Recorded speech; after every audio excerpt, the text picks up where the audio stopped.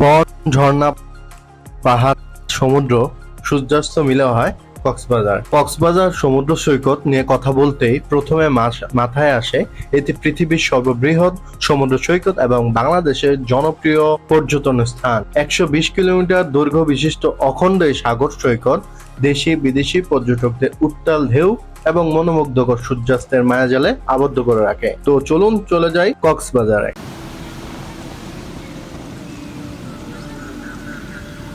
তো আমরা বাস স্ট্যান্ডে চলে আসলাম। আব্বুর এসিতে সমস্যা হয়, তাই নন এসি সৌদিয়া বাসের টিকিট কাটলাম।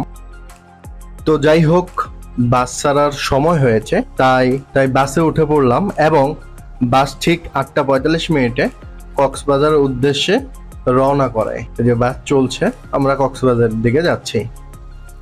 প্রায় 1:30 দিকে আমাদের ফ্রেশ হওয়ার জন্য এবং হালকা নাস্তা করার জন্য একটা হাইওয়ে রেস্টুরেন্টে 20 মিনিটের বিরতি দেয়।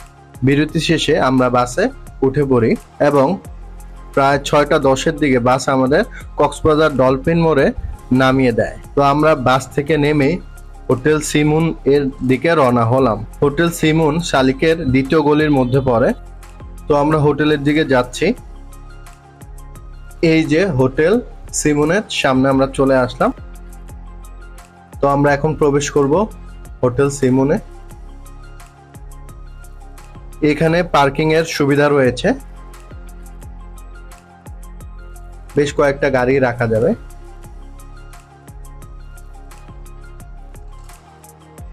তো দেখুন এদের লবিটা, এইখানে মেয়েদের জন্য এই ব্যবস্থা রাখা হয়েছে এবং পিঙ্ক একটা ভাইব রয়েছে। বাকি অংশটুকু সকলের জন্য। তাছাড়া আপনি যদি চেক ইন এর সময় আগেই চলে আসেন, তবে তাদের লকারে ব্যাগ রাখতে পারবেন, সেই সুবিধা রয়েছে এখানে।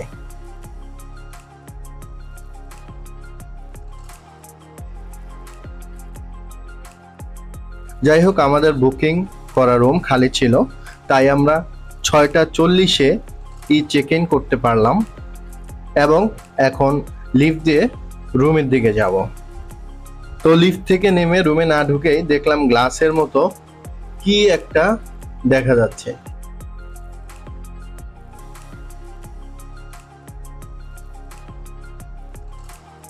কাছে যেতেই ওয়াও, অসাধারণ একটা ভিউ। মনে হচ্ছে রুমে না গিয়ে একটা চেয়ার এনে এখানেই থেকে যাই। যাক, কি কার্ড পাঞ্চ করে রুমে প্রবেশ করলাম এবং কি কার্ড বক্সে রাখা মাত্রই রুমের সকল লাইট দেখুন কি সুন্দর জ্বলে উঠলো।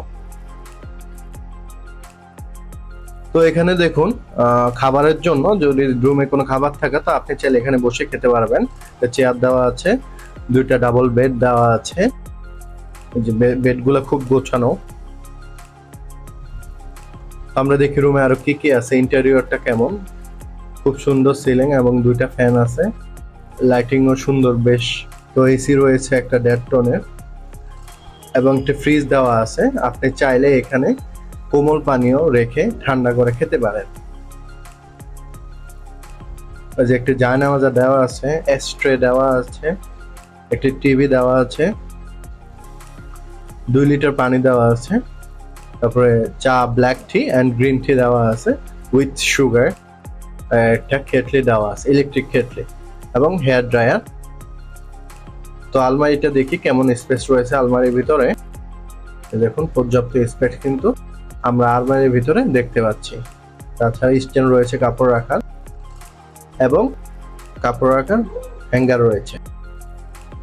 তো এখন দেখি আপনার বারান্দার কি অবস্থা, বারান্দা থেকে কি কি দেখা যায়। যেহেতু আমরা সি ভিউ রুম নিলাম, তো থাইটা ওপেন করে বারান্দাতে গেলাম। বাম দিকে তাকিয়ে সিটি ভিউ দেখতে পেলাম, এটা হলো সিটি ভিউ। এবং ডান দিকে তাকিয়ে সমুদ্রের বিশালতা দেখতে পেলাম, সমুদ্র দেখতে পেলাম। এখন ওয়াশরুমটা দেখা যাক, ওয়াশরুমের কি অবস্থা। ওয়াশরুমটা বারান্দার সাথেই।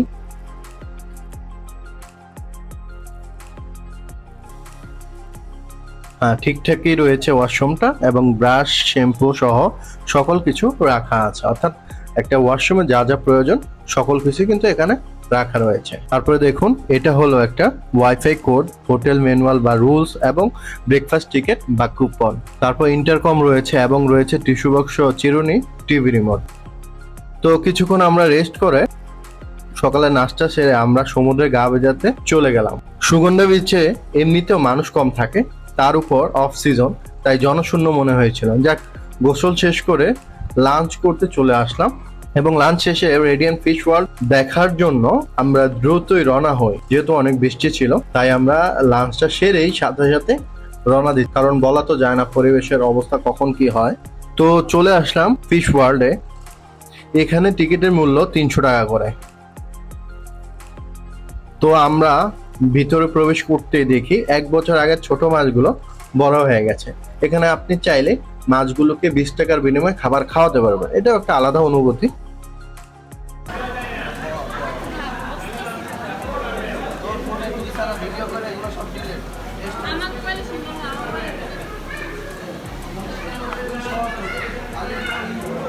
দ্বিতীয় তলায় রয়েছে ফুড ফিশ মাসাজ, যার মূল্য 10 মিনিট 100 টাকা।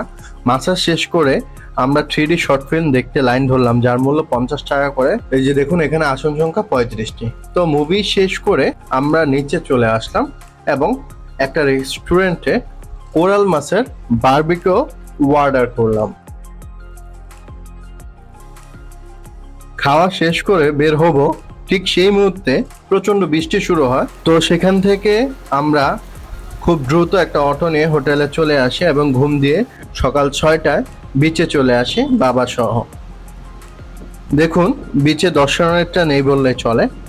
কিছুক্ষণ বিচে থেকে হোটেলে প্রবেশের পূর্বে আমরা আমাদের পা দুটো ধুয়ে নিলাম এবং আমরা এখন রুম থেকে সরাসরি রেস্টুরেন্টে ব্রেকফাস্টের জন্য চলে যাবো। অর্থাৎ তাদের হোটেলের দ্বিতীয় তলায় তাদের রেস্টুরেন্ট রয়েছে, তো সেখানে চলে গেলাম। বুফে ব্রেকফাস্টে প্রায় 12 থেকে 15 রকমের আইটেম থাকে, তাই আপনি খেতে পারলে সব আইটেম নেওয়ার চেষ্টা করুন, কারণ তাদের প্রতিটা ফুডই খুবই ভালো।